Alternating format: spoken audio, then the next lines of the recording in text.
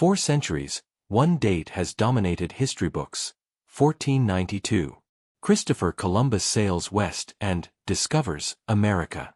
It is repeated in classrooms, carved into monuments, and remembered as the beginning of a new world. But history is rarely that simple. Nearly 500 years before Columbus crossed the Atlantic, long before Spain rose as a global empire, ships were already sailing west into unknown waters.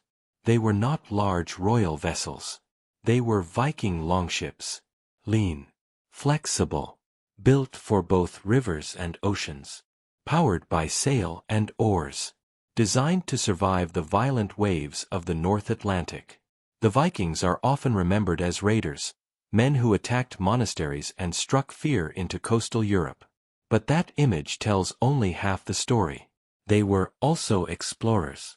By the late 9th century, Norse settlers had colonized Iceland. By the late 10th century, they had established communities in Greenland. These were not short raids, they were full settlements, built to survive. Greenland itself had been discovered by Eric the Red, a man exiled for violent conflicts. Instead of accepting punishment, he sailed west into the unknown and found a harsh but livable land. He named it Greenland, likely to encourage migration. And it worked. Families moved there. Farms were built. A remote Norse society began to survive at the edge of the known world. But standing on Greenland's rocky shores, looking westward across the ocean, one question must have formed in their minds. Was there more? Medieval Icelandic manuscripts, especially the Saga of the Greenlanders and the Saga of Eric the Red, describe voyages even farther west around the year 1000 AD. According to these texts, sailors reported seeing unknown lands beyond Greenland. These lands were not ice-covered wastelands. They were described as forested, fertile, rich in resources. The sagas claim that Norse explorers reached and briefly settled a place they called Vinland. For centuries, scholars debated whether these accounts were legend or reality. The sagas were written down long after the events they describe. They were based on oral tradition, stories passed through generations before being recorded. There were no medieval European maps showing America. No preserved Viking ships on American shores. No confirmed artifacts. So many historians dismissed the story as myth. It sounded dramatic, almost too perfect. Brave Viking explorers discovering America 500 years before Columbus? It felt like national pride turned into legend. But legends often grow from truth. The Norse were already proven ocean travelers. They had mastered shipbuilding techniques that allowed them to cross open seas. Their longships were flexible enough to bend with waves rather than break against them. They navigated using the sun's position, the stars, ocean currents, and experience. They had already pushed into the North Atlantic farther than any other Europeans of their time. Reaching another landmass west of Greenland was not impossible. It was plausible. The real question was not whether they could have done it. The question was, did they? If the Vikings truly reached North America around the year 1000 AD, why did the discovery not change the course of history? Why did no European empire follow? Why was there no permanent colony that reshaped global trade centuries earlier? And most importantly, where was the proof? For hundreds of years, there was none. Vinland remained a mystery suspended between myth and history. But that mystery would not remain unsolved forever. To understand how the journey began, and how it nearly vanished from memory, we must look at the man who decided to sail beyond Greenland's horizon. His name was Leif Erikson, and his voyage would become one of the most extraordinary, yet forgotten, chapters in exploration history. The journey to Vinland did not begin with a king. It began with exile, ambition, and a rumor. At the center of this story stands Leif Erikson, the son of Eric the Red. Leif was born into a world defined by survival. Greenland was not an easy colony. Winters were long. Supplies were limited. Timber, essential for building and repairing ships, was scarce. Every resource mattered. But Leif grew up hearing stories of possibility. According to the sagas, A merchant named Bjarni Herjolfsson had once been blown off course while sailing from Iceland to Greenland. Lost in fog and storms, he sighted unknown land to the west, land covered in forests. He did not go ashore. His goal was to reach Greenland, and he eventually did. But his report spread. A land west of Greenland. A land with trees. To Greenland settlers, that detail alone was powerful. Timber was rare in Greenland. Forests meant ships. Houses. Expansion. Leif saw opportunity. He purchased Bjarni's ship. He gathered a small crew, likely no more than 30 to 40 men. These were not soldiers on a conquest mission. They were sailors, farmers, explorers. Men willing to risk everything for the possibility of new land. Around the year 1000 AD, Leif turned his ship westward. Imagine what that meant. There were no magnetic compasses guiding direction. Viking navigators relied on experience, sun shadows, possibly primitive sunstones, and memory of currents and winds. The North Atlantic is unpredictable even today. In the 11th century, it was deadly. Storm systems could form rapidly. Waves could tower over wooden hulls. Icebergs drifted silently through freezing waters. A damaged mast or torn sail could leave a ship helpless in open ocean. And yet, the Vikings had already proven something remarkable. They could cross vast distances of sea. Their longships were engineering marvels. Lightweight but strong. Flexible enough to bend with waves rather than break. They had reached Iceland. They had reached Greenland. Now they were pushing farther. After days at sea, land appeared. The sagas describe the first region as rocky and barren. They named it Helgeland, often translated as land of flat stones. Modern scholars believe this may correspond to Baffin Island. It was harsh and not suitable for settlement. Leif continued south. Soon they encountered a coastline covered in forests. Timber stretched inland. This region was called Markland, forest land. Most historians associate this with Labrador. For Greenlanders, this alone was a major discovery. Timber could be harvested and transported back home. But Leif was not finished exploring. He sailed even farther south. Eventually, the crew found a land unlike anything they had seen since leaving Scandinavia. It had rivers filled with fish. Open meadows. A climate milder than Greenland's harsh coasts. This was Vinland. Some accounts describe wild grapes growing there, which may explain the name, Wine Land. Others suggest the name could refer to pasture or fertile land.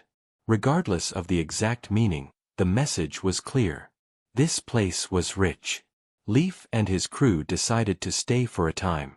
They built simple structures from wood and turf, the same style used in Iceland and Greenland. They explored the surrounding areas. They gathered timber and resources. For a brief period around the year 1000 AD, Europeans were standing on the mainland of North America. Not by accident. Not blown completely off course.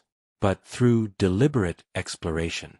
This was not a massive invasion. There were no armies. No flags planted in the name of empire. It was something quieter. A test. Could this land support a colony? Could it become another Greenland, or something even greater? For a moment, the answer seemed possible. But exploration is only the first step. Settlement is far more difficult.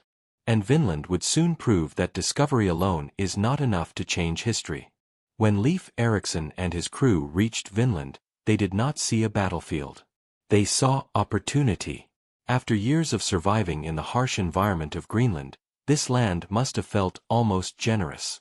Forests stretched inland, providing timber for ships and houses. Rivers flowed with fresh water. Salmon filled the streams in such numbers that, according to the sagas, they could be caught easily. For Greenland settlers, timber alone was priceless. In Greenland, trees were scarce and small. In Vinland, wood was abundant. Strong, tall trees suitable for construction stood within reach. Leif and his crew decided to build temporary structures. Using familiar Norse building techniques, they constructed houses from timber frames covered with turf. These were not massive halls like those in Scandinavia, but practical shelters meant to endure the season. The settlement was small, likely no more than a few buildings. This was not an invasion. It was an experiment. The Norse explored the surrounding land carefully. They mapped coastlines in their memory. They gathered resources to bring back to Greenland. Timber, possibly grapes, animal skins, all valuable goods. For a brief period, Vinland seemed like a breakthrough. But distance remained a problem. Greenland was weeks away by sea. Communication was impossible once ships departed. If supplies ran low or danger appeared, help would not arrive quickly. And then, they encountered the people who already called this land home. The sagas refer to them as Skraelings. The exact identity of these indigenous groups is still debated by historians, but they were likely ancestors of the Inuit or other native peoples living in the region. At first, contact may have been cautious but peaceful. The sagas describe trade exchanges. The Norse offered red cloth and metal goods. The local inhabitants traded animal pelts and other resources. Curiosity likely existed on both sides. Two completely different worlds meeting for the first time. But cultural differences can create tension. The Norse were armed with iron weapons and shields. They valued strength and dominance. The indigenous populations understood the land far better and likely outnumbered the small Viking group. Misunderstandings were inevitable. According to the sagas, conflicts eventually broke out. One account describes a bull belonging to the Norse frightening the local inhabitants, escalating tension. Other stories speak of sudden attacks and defensive responses. It is impossible to know every detail with certainty. The sagas were written centuries later. But what seems clear is this. Vinland was not empty. The Vikings were guests, uninvited ones. For a small expedition far from home, even minor hostility could become a serious threat. The Norse did not have the numbers to defend a permanent colony against a larger local population. Every injury mattered. Every lost man weakened the group. Greenland itself was barely sustainable. Sending reinforcements regularly would have been extremely difficult. The dream of Vinland began to shift. It was rich.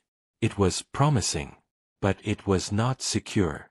Some Norse voyages may have returned multiple times. Later sagas describe attempts led by other explorers, including Thorfinn Karlsefni, who reportedly tried to establish a more permanent settlement.